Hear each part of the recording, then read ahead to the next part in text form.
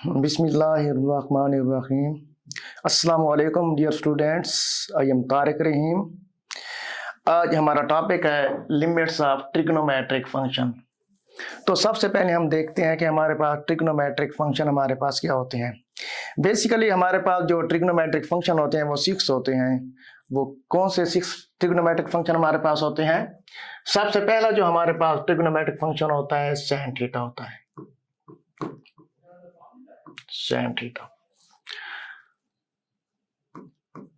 San theta का हमारे पास जो रेसिप्रोकल होता है वो होता है हमारे पास 1 ओवर कोसिकेंट थीटा। इसी तरह कोसिकेंट थीटा का रेसिप्रोकल हमारे पास होता है 1 ओवर सैन थीटा। ये बेसिकली हमारे पास दो ट्रिग्नोमेट्रिक रेशियोज हो गए हैं कि सैन का कोसिकेंट थीटा इनवर्स होता है और कोसिकेंट थीटा का सैन थीटा होता है। दूसरा हमारे पास है कॉस थीटा। कॉस थीटा हमारे पास इक्वल होता है 1 ओवर सीकंट थीटा और सीकंट थीटा हमारे पास होता है 1 ओवर कॉस थीटा। तीसरा हमारे पास है टेन थीटा। टेन थीटा हमारे पास होता है 1 ओवर कॉट थीटा और फिर कॉट थीटा का हमारे पास रेसिप्रोकल होता है 1 over tan theta. 1 over tan theta. ये हमारे पास 6 किस्म के जो है ना ट्रिग्नोमेट्रिक रेशियोज हैं। क्या? सैन का कोसिकेंट थीटा रेसिप्रोकल होता है कॉस का सिकंट थीटा और टेन का हमारे पास क्या होता है? कॉट थीटा होता है।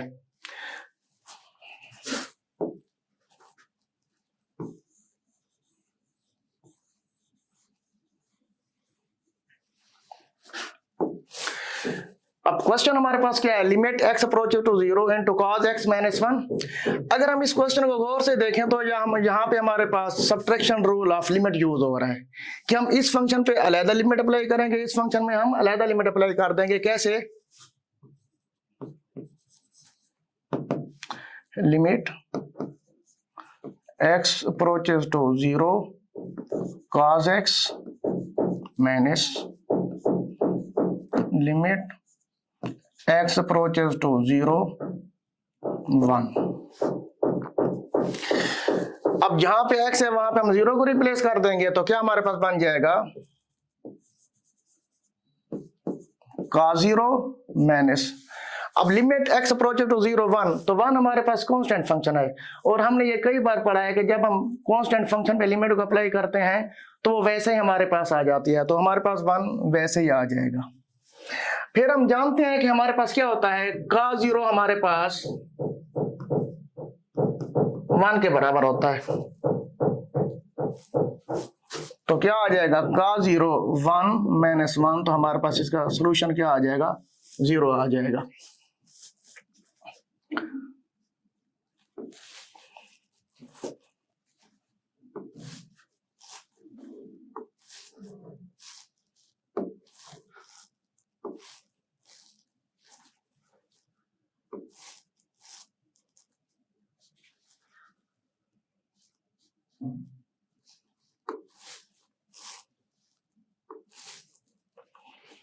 अब क्वेश्चन नंबर 2 हमारे पास है limit x approaches to pi by 2 1 plus cos x over sin x।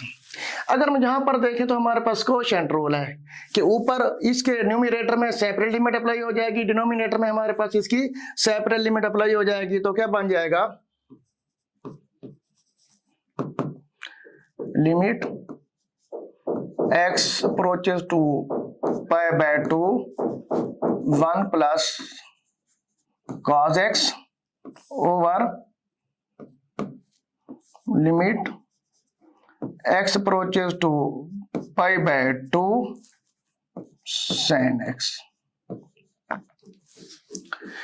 अब ऊपर हमारे पास सम रूल है, इस फंक्शन पे सेपरेट लिमिट अप्लाई और इस पे अलग अप्लाई हो जाएगी, तो क्या बन जाएगा?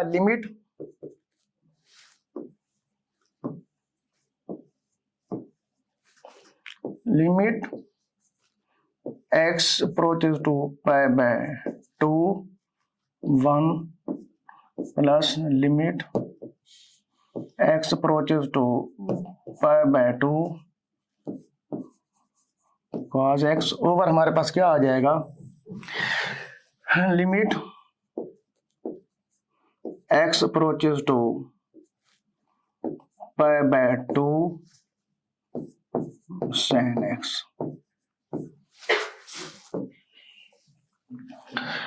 तो अब जहां पे x है वहां पे हम लिमिट को रिप्लेस कर देंगे।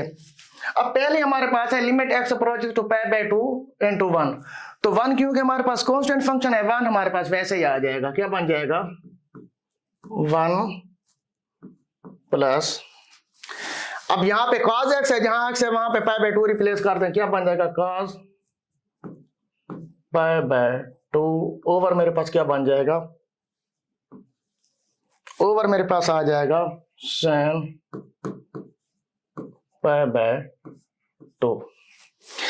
अब मैं जानता हूं कि मेरे पास जो पाई बाय 2 होता है बेसिकली पाई मेरे पास होता है 180 डिग्री के बराबर ओवर 2, बेसिकली ये मेरे पास 90 डिग्री है।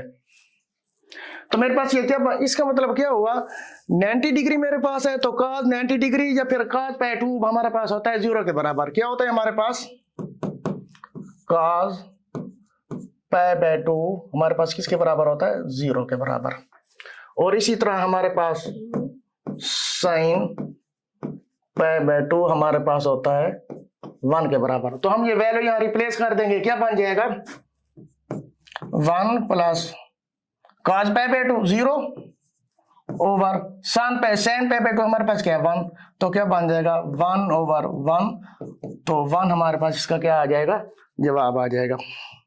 इसको अब दोबारा देखें, हमारे पास है पाई बाय 2, हम जानते हैं कि हमारे पास पाई 180 डिग्री के बराबर होता है, पाई बाय 2 है तो 2 पे डिवाइड करेंगे 90 डिग्री बन जाएगा। बेसिकली ये cos 90 डिग्री है और ये sin 90 डिग्री है, तो cos 90 डिग्री हमारे पास 0 होता है और sin 90 डिग्री हमारे पास 1 होता है, क्योंकि यहाँ पे पाई बाय 2 है तो हमने उसी तरह देखा cos पाई बाय 2 0 के बराबर और sin pi by 2 equal to हमारे पास किसके बराबर होगा 1 के बराबर होगा।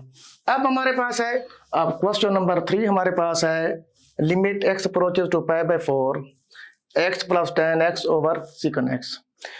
तो ये हमारे पास बेसिकली कौन सा रूल यहाँ अप्लाई होगा, कोशेंट रूल। न्यूमरेटर में सेपरेट लिमिट अप्लाई होगी और डिनोमिनेटर में हमारे पास सेपरेट इसकी लिमिट अप्लाई हो जाएगी। तो क्या बन जाएगा limit x approaches to pi by 4 x plus 10x over limit x approaches to pi by 4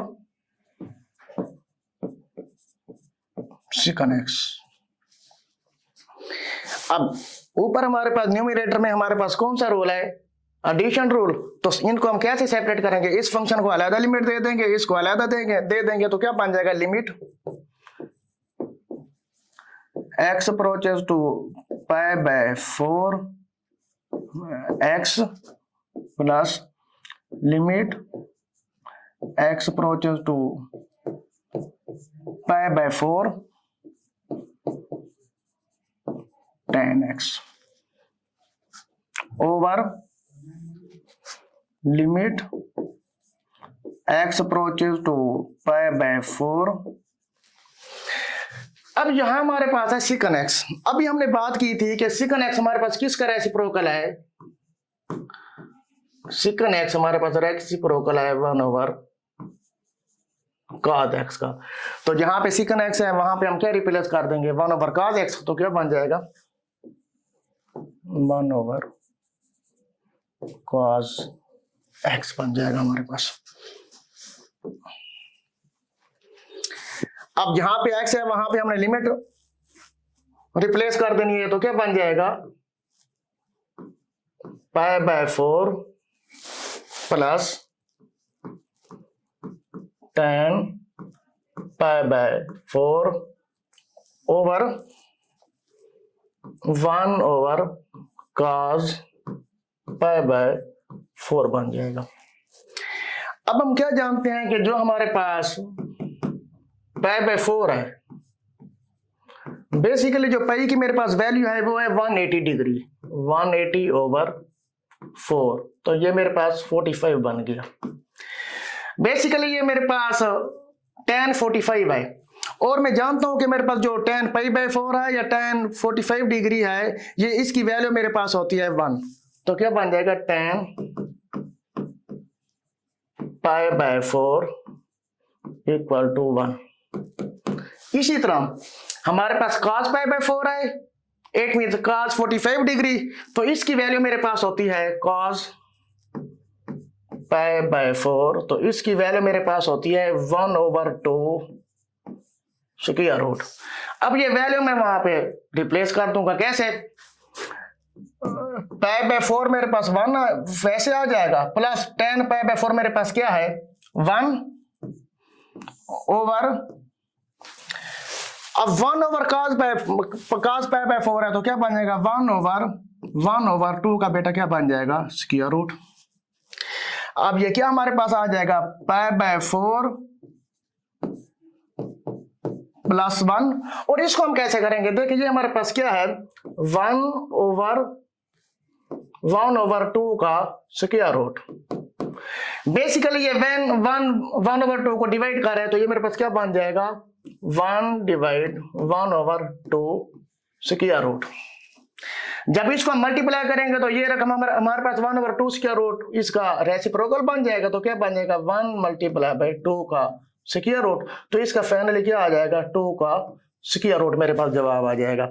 तो इसका मतलब मैं इस पूरी चीज को क्या लिख सकता हूँ 1/1/2 स्क्वायर रूट को मैं कैसे लिख सकता हूँ 2 का स्क्वायर रूट, तो ये मेरे पास क्या आ जाएगा 2 का स्क्वायर रूट। तो मजीद इसको मैं कैसे सिंप्लीफाई कर सकता हूँ? मैं इसको लिख सकता हूँ π/4 प्लस 1/2 ये था हमारा आज का लेक्चर। इंशाल्लाह नेक्स्ट लेक्चर में फर्दर क्वेश्चन हम डिस्कस करेंगे।